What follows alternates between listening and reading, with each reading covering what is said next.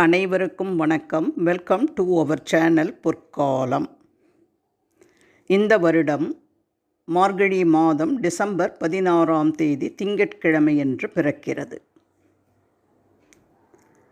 மாதாவை வணங்காத சிசுவும் மார்கழியில் இறைவனை வணங்காத ஜீவனும் வீண் என்று சொல்லப்படுகிறது. இவ்வாறு சொல்லப்படுவதற்குரிய காரணத்தை பற்றியும் மார்கழி மாதத்தின் சிறப்புக்களை பற்றியும் இந்த பதிவில் நம்ம பார்க்க போகிறோம். இந்த பதிவை பார்க்குறதுக்கு முன்னாடி இதுவரைக்கும் எங்கள் சேனலை சப்ஸ்கிரைப் செய்யாதவர்கள் சப்ஸ்கிரைப் செய்யுமாறு அன்போடு கேட்டுக்கொள்கிறேன். வாங்க நம்ம வீடியோக்குள்ளே போகலாம். மாரிக்காலம் கழிந்து வரும் மாதம் என்பதால் மார்கழி என்று பெயரிட்டு அழைக்கப்படுகிறது.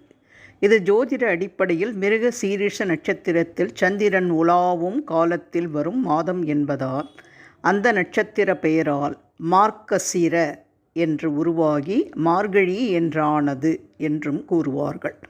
ஜோதிட வல்லுநர்கள் இந்த மாதத்தை தனுர் மாதம் என்பார்கள். சைவர்கள் மார்கழியே தேவர்களின் மாதம் என்று போற்றி பெருமை கொள்வார்கள். வைணவர்களுக்கோ மார்கழி பீடுடைய, அதாவது பெருமைக்கு உரிய மாதம். கண்ண பரமாத்மாவே மாதங்களில் நான் மார்கழி என்று சொன்ன மாதமல்லவா? திருப்பாவையும் திருவெம்பாவையும் தோன்றிய தெய்வீக மாதமும் இதுதான். ஆண்டவனை தொழுவதற்கென்றே உருவான மாதம் இது என்பதால் இந்த மாதத்தில் மங்கள காரியங்கள் எதுவும் நிகழ்த்தப்படுவதில்லை. பனிபொழியும் விடியற்காலையில் சிவன் கோயில்களில் திருவெம்பாவையும் திருமால் ஆலயங்களில் திருப்பாவையும் ஒலிக்கும் அற்புத மாதம் இது. வாசல்தோறும் அழகிய கோலங்களும் வீதிதோறும் பக்தி பாடல்களும் ஒலிக்கும் உன்னத மாதம் இது. சாணத்தில் பூசணி பூவை செருகி வைத்து வழிபாடாகவும் வைத்திய முறையாகவும் தமிழர்கள் வாழும் சிறப்பான மாதம் இது. சூரிய உதயத்திற்கு முன்பாக வரும் அதிகாலை 4 மணி முதல் 6 மணி வரையிலான காலம் பிரம்ம முகூர்த்தம் எனப்படுகிறது.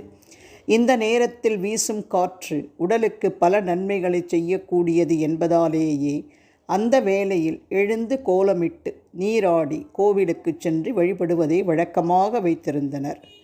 மார்க்கண்டேய புராணம் மார்கழியை மரணத்தை வெல்லும் மார்கழி என்று போற்றுகிறது. ஆம், இந்த மாதத்தில்தான் மார்க்கண்டேயர் சிவபெருமானை வணங்கி மரணத்திலிருந்து தப்பி நித்திய வாழ்வை பெற்றார். அழகிய தமிழால் அரங்கனை ஆண்டால் விரதமிருந்து புண்ணிய காலம் இது. அனுமன் பிறந்த மாதம் இது. சொர்க்க வாசல் திறக்கும் வைகுண்ட ஏகாதசி திருவிழா வரும் மாதமும் மார்கழிதான். மார்கழியில் வரும் திருவாதிரை நட்சத்திர நாளில் ஆடல் வண்ணான் சிவபெருமானின் திருவாதிரை திருவிழாவும் கொண்டாடப்படுகிறது. பாவை நோன்பும் திருவெம்பாவை நோன்பும் நோக்கப்படும் காலமும் மார்கழியில்தான். விநாயகர் சஷ்டி விரதம், திருத்தணிகை கோயிலில் படி உற்சவ விழா ஆகிய விசேஷங்களும் இந்த மாதத்தை பெருமை கொள்ளச் செய்கின்றன. வெற்றியின் அதிபதி என்று போற்றப்படும் சூரிய பகவான் யோக நிலையில் இருக்கும் காலம் என்பதாலும் அந்த காலத்தில் உயிர் கொலை கூடாது என்பதாலும் அந்த கால மன்னர்கள் மார்கழியில் போர் செய்ய மாட்டார்கள் என்றும் ஒரு தகவல் உள்ளது. மார்கழியின் அதிகாலையும் அந்தி பொழுதும் இறைவனுக்காகவே ஒதுக்க வேண்டும். இந்த மாதத்தில் செய்யப்படும் பூஜைகளும் விரதங்களும் கோடி மடங்கு பலனை தரும் என்று ஆன்மீக பெரியவர்கள் கூறுகிறார்கள். மார்கழியில்தான் மகாபாரத போர் நடைபெற்றது என்றும் அதன் தாக்கமாகவே அந்த காலத்தில் போர்கள் செய்வதில்லை என்றும் கூறப்படுகிறது. பார்க்கடல் கடையப்பட்டதும் ஆலகால விஷம் வந்ததும் அமுதம் பெற்றதும் இந்த மார்கழியில்தான்.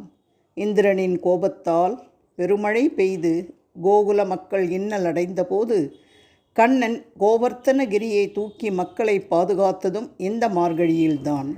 இந்த மார்கழியில்தான் திறக்கப்படாத கோயிலையும் திறக்கச் செய்து பக்தி மனம் கமழச் செய்யும் மாதம் மார்கழி மாதம். மலர்களும் கனிகளும் மலிந்து கிடைக்கும் இயற்கைக்கு இணக்கமான மாதமும் மார்கழியே.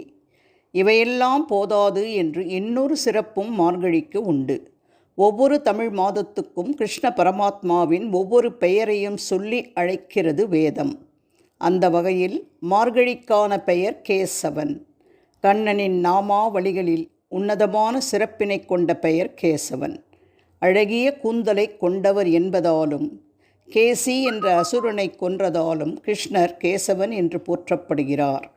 ஆன்மீகத்தை வலியுறுத்தும் இந்த ஆனந்த மார்கழியில் வாயிலார் நாயனார், மானக்கஞ்சார நாயனார், சாக்கிய நாயனார், சடைய நாயனார், இயற்பகை நாயனார் என நாயன்மார்களும் ஆழ்வார்களில் தொண்டரடி பொடியாழ்வாரும் தோன்றி பெருமை கொண்டார்கள். ரமண மகரிஷி, பாம்பன் சுவாமிகள், அன்னை சாரதா தேவியார் போன்ற ஞானியர்கள் தோன்றிய மாதமும் இதுவே. மாதாவை வணங்காத சிசுவும், மார்கழியில் இறைவனை வணங்காத ஜீவனும் வீண் என்பார்கள். இந்த அற்புதமான மார்கழி மாதத்தில் ஆண்டவனை மனதார துதித்து மகிழ்ச்சியான வாழ்வினை அனைவரும் பெற வேண்டும். இந்த பதிவு உங்களுக்கு பயனுள்ளதாக இருந்தால் உங்கள் உற்றார் உறவினர் நண்பர்களோடு மறக்காமல் ஷேர் பண்ணுங்கள். வேறு ஒரு அற்புதமான சிறப்பான பதிவோடு உங்களை சந்திக்கும் வரை விடைபெறுகிறேன். நன்றி, வணக்கம்.